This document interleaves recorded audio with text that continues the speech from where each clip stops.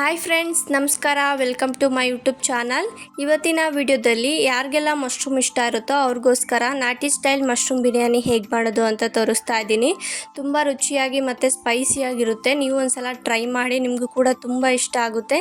ಹೊರಗಡೆ ರೆಸ್ಟೋರೆಂಟಲ್ಲಿ ಮತ್ತು ಹೋಟೆಲ್ಗಳಲ್ಲಿ ಯಾವ ರೀತಿ ಮಾಡ್ತಾರೋ ಅದೇ ರೀತಿ ಮಾಡಿದ್ದೀನಿ. ಅದೇ ಟೇಸ್ಟಲ್ಲಿ ತುಂಬ ಚೆನ್ನಾಗಿರುತ್ತೆ. ಹಾಗಾದರೆ ಹೇಗೆ ಮಾಡೋದು ಅಂತ ನೋಡೋಣ ಬನ್ನಿ. ಫಸ್ಟು ನಾಟಿ ಸ್ಟೈಲ್ ಆಗಿರೋದ್ರಿಂದ ಮಸಾಲೆನ ರುಬ್ಕೋಬೇಕು. ಅದಕ್ಕೋಸ್ಕರ ಕೊತ್ತಂಬರಿ ಸೊಪ್ಪನ್ನ ಹಾಕ್ಕೊಂಡಿದ್ದೀನಿ. ನಾನಿಲ್ಲಿ 1 ಹಿಡಿ ಆಗುವಷ್ಟು ಕೊತ್ತಂಬರಿ ಸೊಪ್ಪನ್ನ ಹಾಕ್ಕೊಂಡಿದ್ದೀನಿ. ಜೊತೆಗೇ ಒಂದು ಅರ್ಧ ಹಿಡಿ ಆಗುವಷ್ಟು ಪುದೀನ ಸೊಪ್ಪನ್ನ ಹಾಕ್ಕೊತಾ ಇದ್ದೀನಿ. ನೀವು ಕೊತ್ತಂಬರಿ ಸೊಪ್ಪು ಜಾಸ್ತಿ ಹಾಕಿದಷ್ಟು ಕಲರು ಕೂಡ ಮತ್ತು ಟೇಸ್ಟು ಕೂಡ ಚೆನ್ನಾಗಿರುತ್ತೆ. ಜೊತೆಗೆ ಇವಾಗ ಹಸಿಮೆಣ್ಸಿನ್ಕಾಯಿನ ಹಾಕ್ಕೊತಾ ಇದ್ದೀನಿ. ನಾನಿಲ್ಲಿ 5 ಹಾಕ್ಕೊತಾ ಇದ್ದೀನಿ. ನಿಮಗೆ ಖಾರಕ್ಕೆ ಎಷ್ಟು ಬೇಕೋ ಅಷ್ಟು ನೋಡ್ಕೊಂಡು ಹಾಕ್ಕೊಳ್ಳಿ. ನಾನಿಲ್ಲಿ ಯಾವುದೇ ಖಾರದ ಪುಡಿ ಬಳಸ್ತಾ ಇಲ್ಲ, ಅದಕ್ಕೆ ಖಾರಕ್ಕೆ ಎಷ್ಟು ಬೇಕೋ ಅಷ್ಟು ನೋಡ್ಕೊಂಡು ಹಾಕ್ಕೊಳ್ಳಿ. ಜೊತೆಗೇ ಒಂದು ಸಣ್ಣ ಈರುಳ್ಳಿನೂ ಕೂಡ ಹಾಕ್ಕೊಂಡಿದ್ದೀನಿ. ಹಾಗೆ 2 ಇಂಚ್ ಆಗೋಷ್ಟು ಶುಂಠಿ, ಹಾಗೆ ಬೆಳ್ಳುಳ್ಳಿನೂ ಕೂಡ ಸುಲಿದು ಹಾಕ್ಕೊಂಡಿದ್ದೀನಿ. ಒಂದು ಫುಲ್ ಬೆಳ್ಳುಳ್ಳಿನ ಸುಲಿದು ಹಾಕ್ಕೊಂಡಿದ್ದೀನಿ. ಜೊತೆಗೇ 2 ಇಂಚ್ ಆಗೋಷ್ಟು ಚಕ್ಕೆನ ಹಾಕ್ಕೊಂಡಿದ್ದೀನಿ. ಹಾಗೆ ಒಂದು 4 ರಿಂದ 5 ಆಗೋಷ್ಟು ಲವಂಗ, 7 ರಿಂದ 8 ಆಗೋಷ್ಟು ಮೆಣಸನ್ನ ಹಾಕ್ಕೊಂಡಿದ್ದೀನಿ. ಜೊತೆಗೆ ಸ್ವಲ್ಪ ನೀರು ಹಾಕ್ಕೊಂಡು ರುಬ್ಕೊಂಬರ್ತಾ ಇದ್ದೀನಿ. ಚಕ್ಕೆ ಲವಂಗ ಎಲ್ಲ ಹಾಕಿರೋದ್ರಿಂದ ನುಣ್ಣಗಾಗೋವರೆಗೂ ರುಬ್ಕೋಬೇಕು. ತರತರಿಯಾಗಿದ್ದರೆ ಚೆನ್ನಾಗಿರೋದಿಲ್ಲ. ನೋಡಿ, ಇವಾಗ ಕರೆಕ್ಟಾಗಿ ರುಬ್ಕೊಂಡಿದ್ದೀನಿ. ಇವಾಗ ನಾನು ಅಕ್ಕಿನ ವಾಶ್ ಮಾಡಿಕೊಂಡು ನೆನೆಹಾಕ್ತಿದ್ದೀನಿ. 1 ಲೋಟ ಆಗೋಷ್ಟು ಅಕ್ಕಿನ ತೊಗೊಂಡಿದ್ದೀನಿ. ನೀವು ಜಾಸ್ತಿ ಜನಕ್ಕೆ ಮಾಡೋದ್ರಿಂದ ಕ್ವಾಂಟಿಟಿನ ಜಾಸ್ತಿ ಮಾಡ್ಕೊಳ್ಳಿ. ಹಾಗೆ ಅಕ್ಕಿನೂ ಕೂಡ ಜಾಸ್ತಿ ಮಾಡ್ಕೊಳ್ಳಿ. 3 ಸಲ ವಾಶ್ ಮಾಡಿ ಈ ಥರ ನೀರು ಹಾಕಿ ನೆನೆಹಾಕ್ತಿದ್ದೀನಿ. ನೀವು ಅಡುಗೆ ಸ್ಟಾರ್ಟ್ ಮಾಡಿದಾಗ ಈ ಥರ ಅಕ್ಕಿನ ವಾಶ್ ಮಾಡಿ ನೆನೆಹಾಕ್ಬಿಡಿ, ಸಾಕಾಗುತ್ತೆ. ಇವಾಗ ಒಂದು ಕುಕ್ಕರ್ ತೊಗೊಂಡು ಕುಕ್ಕರ್ಗೆ ಒಗ್ಗರಣೆಗೆ ಎಷ್ಟು ಬೇಕೋ ಅಷ್ಟು ಎಣ್ಣೆ ಹಾಕ್ಕೊಂಡಿದ್ದೀನಿ. ಜೊತೆಗೆ ತುಪ್ಪನೂ ಹಾಕ್ಕೊತಾ ಇದ್ದೀನಿ. ತುಪ್ಪ ಹಾಕೋದ್ರಿಂದ ಬಿರಿಯಾನಿ ತುಂಬ ಚೆನ್ನಾಗಿರುತ್ತೆ. ಇದ್ದರೆ ಹಾಕ್ಕೊಳ್ಳಿ, ಇಲ್ಲಾಂದರೆ ಬರೀ ಎಣ್ಣೆಯಲ್ಲೂ ಕೂಡ ಹಾಕ್ಕೊಂಡು ಮಾಡ್ಕೋಬೋದು. ಇವಾಗ ಎಣ್ಣೆ ಮತ್ತು ತುಪ್ಪ ಎಲ್ಲ ಕಾದ್ಮೇಲೆ ಸ್ಪೈಸಸ್ನ ಹಾಕ್ಕೊತಾ ಇದ್ದೀನಿ. ಬಿರಿಯಾನಿ ಸ್ಪೈಸಸ್ದು ಒಂದು ಪ್ಯಾಕೆಟ್ ಬರುತ್ತಲ್ವ, ಅದನ್ನು ತೊಗೊಂಡಿದ್ದೀನಿ. ಇವಾಗ ಚೆನ್ನಾಗಿ ಫ್ರೈ ಮಾಡ್ಕೊಳ್ಳಿ ಸ್ವಲ್ಪ ಎಣ್ಣೆಲಿ ಫ್ರೈ ಆದಮೇಲೆ ಇವಾಗ ಕಸೂರಿ ಮೆಂತ್ಯನ ಹಾಕ್ಕೊತಾ ಇದ್ದೀನಿ. ನಿಮ್ಮ ಮನೇಲಿ ಮೆಂತ್ಯ ಸೊಪ್ಪು ಇದ್ದರೆ ಅದನ್ನು ಕೂಡ ಹಾಕ್ಕೊಳ್ಳಿ. ಎಣ್ಣೆಲೇ ಫ್ರೈ ಮಾಡ್ಕೋಬೇಕು, ಆವಾಗ ಸ್ವಲ್ಪ ಕಹಿ ಇರೋದು ಕೂಡ ಹೋಗುತ್ತೆ. ಮೆಂತ್ಯ ಸೊಪ್ಪು ಸ್ವಲ್ಪ ಕಹಿ ಇರೋದ್ರಿಂದ ಎಣ್ಣೆಲೇ ಫ್ರೈ ಮಾಡ್ಕೊಬಿಡಿ. ಇವಾಗ ಫ್ರೈ ಮಾಡ್ಕೊಂಡಾದ್ಮೇಲೆ ಈರುಳ್ಳಿನ ಹಾಕ್ಕೊತಾ ಇದ್ದೀನಿ. ಒಂದು ಮೀಡಿಯಮ್ ಸೈಜ್ ಈರುಳ್ಳಿನ ಉದ್ದುದ್ದು ಕಟ್ ಮಾಡಿ ಇಟ್ಕೊಂಡಿದ್ದೆ. ಇವಾಗ ಈರುಳ್ಳಿ ಎಲ್ಲ ಗೋಲ್ಡನ್ ಕಲರ್ ಬರೋವರೆಗೂ ಚೆನ್ನಾಗಿ ಫ್ರೈ ಮಾಡ್ಕೋಬೇಕು. ನೋಡಿ, ಇವಾಗ ಚೆನ್ನಾಗಿ ಫ್ರೈ ಮಾಡ್ಕೊತಾ ಇದ್ದೀನಿ. ಬಿರಿಯಾನಿಗೆ ಈರುಳ್ಳಿ ಚೆನ್ನಾಗಿ ಫ್ರೈ ಆಗಿದ್ದರೆ ತಿನ್ನೋದಕ್ಕೆ ತುಂಬ ಚೆನ್ನಾಗಿರುತ್ತೆ. ಅದಕ್ಕೋಸ್ಕರನೇ ಜಾಸ್ತಿ ಹೊತ್ತು ಫ್ರೈ ಮಾಡ್ಕೋಬೇಕು. ಇವಾಗ ಈರುಳ್ಳಿ ಎಲ್ಲ ಚೆನ್ನಾಗಿ ಫ್ರೈ ಆಗಿದೆ. ಇವಾಗ ಮಶ್ರೂಮ್ ಹಾಕ್ಕೊತಾ ಇದ್ದೀನಿ. 200 ಗ್ರಾಮ್ ಅಷ್ಟು ಮಶ್ರೂಮ್ ಇದೆ. ಒಂದು ಪಾಕೆಟ್ ಇರುತ್ತಲ್ವ, ಅದನ್ನು ಫುಲ್ ಹಾಕ್ಕೊಂಡಿದ್ದೀನಿ. ಫಸ್ಟಿಗೆ ಚೆನ್ನಾಗಿ ವಾಶ್ ಮಾಡಿಕೊಂಡು ಮೇಲ್ಗಡೆ ಸ್ವಲ್ಪ ಚಿಪ್ಪೆ ಇರುತ್ತೆ, ಅದೆಲ್ಲ ಕ್ಲೀನ್ ಮಾಡಿಕೊಂಡು ಆಮೇಲೆ ಕಟ್ ಮಾಡ್ಕೊಳ್ಳಿ. ಮಣ್ಣು ಇಲ್ಲದೆ ಇರೋ ಥರ ಚೆನ್ನಾಗಿ ವಾಶ್ ಮಾಡ್ಕೊಳ್ಳಿ. ಇವಾಗ ಎಣ್ಣೆಲೇ ಚೆನ್ನಾಗಿ ಫ್ರೈ ಆಗಬೇಕು. ಆವಾಗಲೇ ಮಶ್ರೂಮು ತಿನ್ನೋದಕ್ಕೆ ಚೆನ್ನಾಗಿರುತ್ತೆ. ಆವಾಗ ರಸ ಚೆನ್ನಾಗಿ ಬಿಟ್ಕೊಂಡು ಬಿರಿಯಾನಿನೂ ಕೂಡ ಟೇಸ್ಟಾಗಿ ತುಂಬ ಚೆನ್ನಾಗಿರುತ್ತೆ. ಇವಾಗ ಮಶ್ರೂಮ್ ಎಲ್ಲ ಚೆನ್ನಾಗಿ ಫ್ರೈ ಆಗಿದೆ. ಫ್ರೈ ಆದಾದಮೇಲೆ ಟೊಮೊಟೊನ ಹಾಕ್ಕೊತಾ ಇದ್ದೀನಿ. ಒಂದು ಮೀಡಿಯಮ್ ಸೈಜ್ ಟೊಮೊಟೊನ ಕಟ್ ಮಾಡಿ ಇಟ್ಕೊಂಡಿದ್ದೆ, ಅದನ್ನು ಇವಾಗ ಹಾಕ್ಕೊಂಡು ಚೆನ್ನಾಗಿ ಸಾಫ್ಟ್ ಆಗೋವರೆಗೂ ಫ್ರೈ ಮಾಡ್ಕೋಬೇಕು. ಇವಾಗ ಸ್ವಲ್ಪ ಉಪ್ಪು ಹಾಕ್ಕೊಂಡು ಬೇಕಂಡು ಫ್ರೈ ಮಾಡ್ಕೊಳ್ಳಿ, ಆವಾಗ ಬೇಗ ಸಾಫ್ಟ್ ಆಗುತ್ತೆ. ಇವಾಗ ನೋಡಿ, ಚೆನ್ನಾಗಿ ಫ್ರೈ ಮಾಡ್ಕೊಂಡಿದ್ದೀನಿ.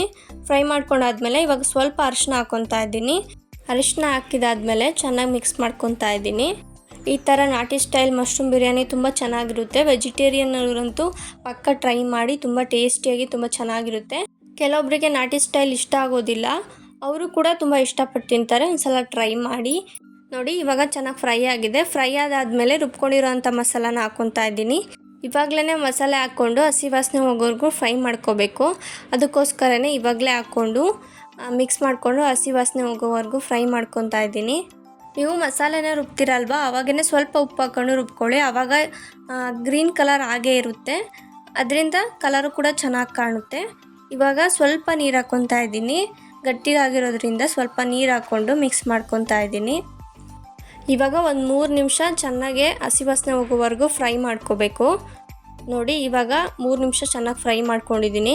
ಹಸಿ ವಾಸನೆ ಎಲ್ಲ ಹೋಗೋವರೆಗೂ ಫ್ರೈ ಮಾಡಿಕೊಂಡ್ರೆ ಬಿರಿಯಾನಿ ತುಂಬ ಚೆನ್ನಾಗಿರುತ್ತೆ.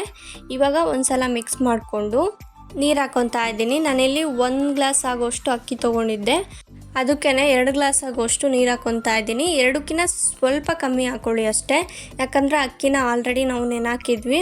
ಅದಕ್ಕೋಸ್ಕರ ಸ್ವಲ್ಪ ಕಮ್ಮಿ ಹಾಕ್ಕೊಳ್ಳಿ ಅಷ್ಟೇ. ಆವಾಗ ಉದ್ರುದ್ರಾಗಿ ತುಂಬ ಚೆನ್ನಾಗಿರುತ್ತೆ ರೈಸ್ ತಿನ್ನೋದಕ್ಕೆ.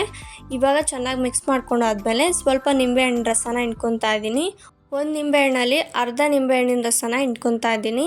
ಯಾಕಂದರೆ ನಾನು ಟೊಮೊಟೊನ ಕಮ್ಮಿ ಹಾಕಿರೋದು. ಸ್ವಲ್ಪ ಹುಳಿ ಇದ್ದರೆ ಬಿರಿಯಾನಿ ಚೆನ್ನಾಗಿರುತ್ತೆ. ಅಂದರೆ ಜಾಸ್ತಿ ಅಲ್ವಾ, ಸ್ವಲ್ಪ ಕರೆಕ್ಟಾಗಿರಬೇಕಾಗುತ್ತೆ. ಅದಕ್ಕೋಸ್ಕರ ನಿಂಬೆಹಣ್ಣು ಹಾಕ್ಕೊಂಡಿದ್ದೀನಿ. ನೀವು ನಿಂಬೆಹಣ್ಣು ಬೇಡ ಅಂದರೆ ಟೊಮೊಟೊನೇ ಸ್ವಲ್ಪ ಜಾಸ್ತಿ ಹಾಕ್ಕೊಳ್ಳಿ.